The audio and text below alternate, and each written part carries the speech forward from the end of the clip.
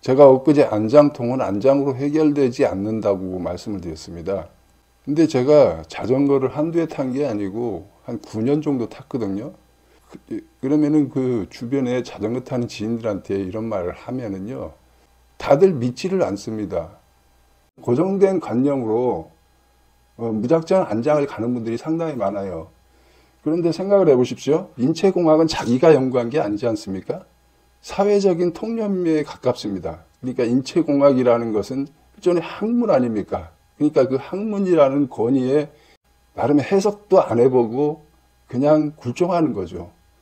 근데 생각을 해보십시오.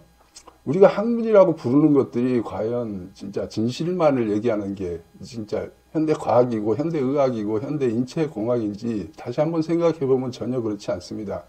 그 학문 자체는 순수성이 100% 없지는 않아요. 어느 정도 과학기술이 인류를 좀 더 쾌적하게 한 거는 맞습니다. 그런데 이 자본주의 시스템으로 넘어오게 되면요, 실생활에서는 그 과학에서 발견한 그런 이로운 기술들이 변질돼서 사용되는 경우가 많다는 얘기인 거죠. 일례로 그렇습니다. 이게 제가 신발을 한번 사러 가면은요, 저는 신발을 고르는데 99%는 실패를 하고 돌아옵니다. 왜 그러는가 하면요, 요새 나오는 신발들은요, 인체공학이라는 미명 아래 아주 신체를 망가뜨리는 신발만 생산되고 판매되고 있어요. 발이 모양이 어떻게 생겼습니까? 발바닥은 이렇게 아치를 그리면서 생겼지 않습니까? 근데 이게 아치 없이 그냥 평평한 사람도 있어요. 이걸 평발이라고 해서 아주 건강에 안 좋다고 하지 않습니까? 무릎 관절도 상하게 하는 그런 원인이라고 말들을 하는데요. 신발이 그 인체공학이라는 이름하에 어떻습니까? 그 밑창이 아치를 꽉 채우는 형태로 만들어져 있어요.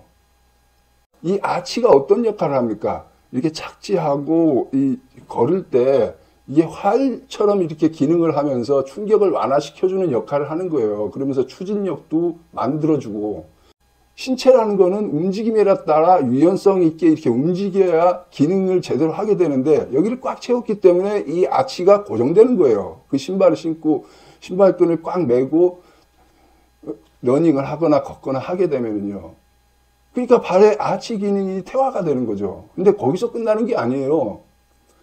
아치 기능이 하면서 이 여러 가지 다리 관절이라든지 여기 허리까지 올라오는 모든 근육이 유기적으로 작동을 합니다. 아치가 이렇게 작동하면 여기서는 이렇게 작용을 하고. 근데 아치가 딱 멈춰버리는 순간 그거하고 유기적으로 작동했던 이 관절들의 모든 기능들이 서버리는 거예요. 사용 안 하면 어떻게 되는 겁니까? 퇴화가 되는 거예요. 우리가 왜 운동을 합니까? 현대인들의 이 생활 패턴 자체가 항상 움직이도록 만들어진 이 인간이라는 생명체에 꼭 필수적인 움직임이 없는 생활 패턴으로 바뀌어 버렸어요. 그래서 일부러 그런 근육들, 그런 관절들을 퇴화되지 않도록 계속 풀어주는 활동을 하는 게 운동이라는 활동의 그 본래 목적입니다. 그러니까 예전에는 운동이라는 게 따로 필요가 없었는데 요새는 운동이라는 걸 따로 해야 되는데, 그마저도 이런 신발 인체공학이라는 미명하에 이 자본주의가 이런 형태로 사람의 건강을 해치는 방향으로 장사를 해먹고 있다는 것이죠. 그러니까 저는 신발을 어떻게 고르다 실패를 해가지고 항상 신발을요, 요새는 이게 밑창이 일체형으로 나오는 경우가 많더라고요. 근데 저는 꼭 분리형으로 삽니다. 왜 그러냐면은 이 깔창을 뜯어야 이게 평평한 신발을 신을 수가 있어요. 그래서 밑창을 제거합니다.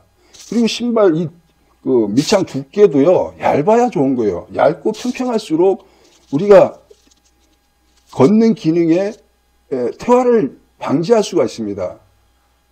물론 맨발로 걷는 게 더 좋죠. 그래서 저는 산에 갈 때는 이 샌들을 신고 그냥 밑에 벗어놓고 누가 가져가도 아쉽지 않은 그런 샌들을 신고 입구에 벗어놓고 올라갔다 내려와서 다시 신고 이렇게 오는 방식을 취합니다.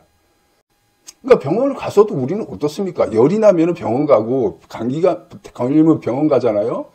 근데 의학은 어떻게 얘기합니까? 감기는 치료 가능하지도 않고 치료약도 없다고 의학에서 스스로 밝히고 있어요. 근데 누군가 아프다고 병원 가면 어떡합니까? 치료도 하고 약도 처방해 줍니다. 그러니까 그 약을 받아와서 그걸 또 충실히 먹습니다. 그러니까 내 몸에 들어가서 어떤 부작용이 일어날지 알 수 없는 그 화공 물질을 입에 넣어놓고 건강하기를 바라는 게 요즘 사람들입니다. 현대인들입니다.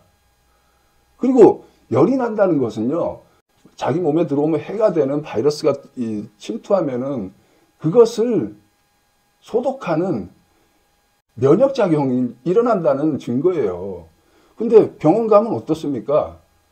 해열제를 줍니다. 그러면은 우리의 면역작용을 죽이는 행위가 되는 거예요.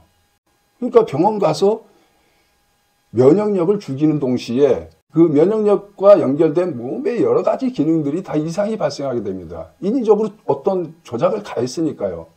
그러니까 아프면 쉬고 자연 치유력에 의존한 사람들은요, 평생 병원과 인연 없이 살아도 건강하게 살다 갑니다. 근데 조금 아파도 병원에 가던 버릇이 있던 분들은 평생 병원 다니면서 평생 끙끙 앓면서 살게 되는 거죠. 이게 현대의학이 자본주의하고 결합해서 만들어낸 부작용인 것이죠. 앞서 말씀드렸다시피 의학이나 과학을 완전 부정하는 것은 아닙니다. 순수의학, 순수과학에서는 아주 긍정적인 부분이 많기 때문에 현대같이 이렇게 위생적인 생활 환경이 만들어졌고 수명도 늘고 그렇게 됐겠죠. 그러니까 여기도 안장을 대비해 보자고요. 안장 제조사들이 주장하는 게 뭡니까? 자골에 딱 맞는 안장을 하면은 안장통에서 해결될 수 있으니까 우리 매장에 와가지고 자골 치수를 재가지고 거기에 최적화된 안장을 구입하셔서 다루십시오. 이렇게 하잖아요. 그래서 거기 가보면 가관도 아닙니다. 이렇게 뭐 의자에 뭐 젤리 같은 것을 해놓고 거기에 앉아가지고 치골 치수를 재가지고 거기에 부합하는 안장을 피팅해 줍니다. 그러면서 엄청난 가격이 부과되더라고요. 그걸 보면 전 너무나 유치한 마케팅에 이렇게 속는 사람들이 많은가 실소를 금할 수가 없어요. 그게 만약에 뭐 집에 있는 소파에서 오래 앉아 있어서 내가 엉덩이에 통증이 있다 그래가지고 가서 그런 처방을 받는다면은 저는 반대하지는 않습니다. 근데 그게 안장에 사용되는 것을 그런 식으로 피팅한다는 게 저는 납득이 안 간다는 것이죠. 안장은 어디에 답니까? 자전거에 답니다. 그러면 자전거에 그냥 앉아 있습니까? 우리는? 자전거에는 앉아 있는 경우는 없어요. 페달을 합니다. 페달. 그러면 그 치골이 암만 뼈라더라도 가만히 있습니까? 움직여요. 우리가 아무리 움직임 없이 이것만 다리만 페달링 한다고 해도 우리 몸은요, 뼈가 이렇게 딱 붙어 있어서 고정되어 있는 것 같지만은 살아있는 생명체는요, 신체에 멈춰 있는 것이, 정지해 있는 것이 단 하나도 없습니다. 고정되어 있는 것이 단 하나도 없어요. 활동에 따라서 다 미세하게라도 움직이게 마련입니다. 뭐 이렇게 움직이는데 거기다가 딱 정지된 사이즈를 재가지고 한 게 무슨 의미가 있습니까? 주행 중에 쉴 때는 좀 효과가 있을지도 모르겠어요. 우리가 가다가 지치면은 길 좋은 데서 잠깐 페달 쉬면서 체력을 회복하는 경우도 있지 않습니까? 근데 그게 1시간 라이딩 하면 1분이나 되나요? 1분 미만이에요. 그러니까 블로그나 유튜브에 보면은 그 안장을 바꿔가지고 안장통을 해결했다고 하는 그 정보들이 넘쳐나지 않습니까? 그걸 다시 한번 생각해 보시라는 거죠.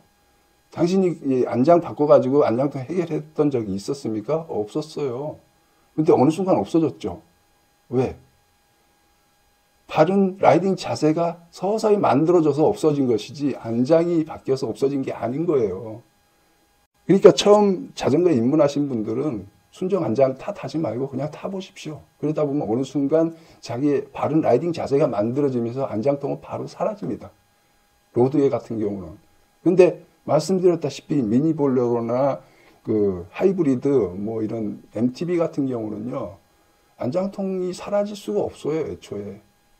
그 장르의 자전거로는요, 이 체중 분배가 이 로드만큼 그렇게 극적으로 일어날 수가 없기 때문이에요. 그래서 미니벨로는 생활차처럼 실생활에서 잠깐 마실용이라는 장르의 특성을 가지게 되는 것이에요. 그리고 그 MTB도 마찬가지예요. MTB 산 타면은 몇 킬로나 됩니까? 대부분 암만 그 자전거를 타고 그 산악 라이딩 즐기는 데까지 온전히 자전거로 간다고 해도 40km, 50km, 최장 50km 미만이에요. 그러니까 애초에 장거리용이 아니라는 것이죠. 그렇기 때문에 그런 자세로도 어느 정도 그 안장통에 대응이 가능한 거예요. 애초에 멀리 가지를 않는 자전거 장르이기 때문에. 근데 로드 자전거는 다르다는 것이죠. 로드 자전거는 멀리 갈 수 있는 자전거예요. 그러니까 하루 종일 타도 체력이 보존되는 방법이 다 있는 거고, 하루 종일 타도 안장통을 느끼지 않는 그 메카닉을 갖고 있는 거예요, 기본적으로. 그건 안장 탓이 아닙니다. 그러니까 뭐든지 그 어떤 과학의 권위에 기대지 마시고 여러분이 스스로 상식적으로 생각해 보십시오. 상식적으로 생각하면은 답이 없는 게 없어요. 계속되는 마찰 때문에 생기는 게 안장통인데 단순히 압박에 대한 기술적 자료로 만들어지고 완성되고 판매되는 안장이 과연 안장통을 해결할 수 있는지 전혀 거리가 먼 그 개발 방향이라는 것이죠. 이거는 거의 사기에 가깝습니다. 안장 마케팅은.